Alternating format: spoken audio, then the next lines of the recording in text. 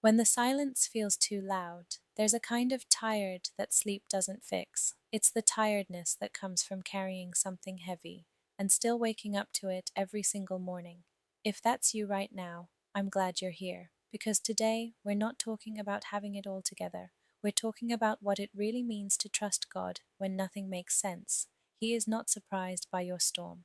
Here's the thing I want you to hold on to today: God is not scrambling. He is not caught off guard by what you're walking through. Remember when the disciples were on the water, the storm was raging, and Jesus was asleep in the boat.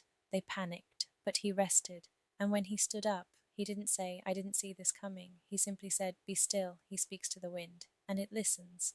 And I know sometimes trust feels impossible. We think trust means smiling through the pain and pretending everything is fine.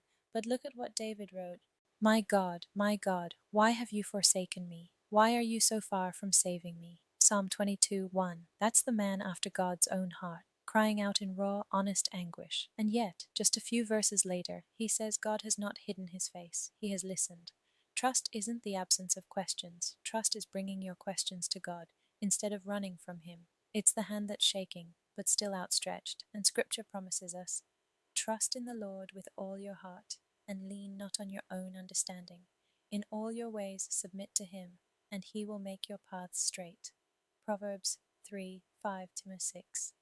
Not lean on your own understanding, because sometimes we won't have it, and that's okay. He does. You are not forgotten.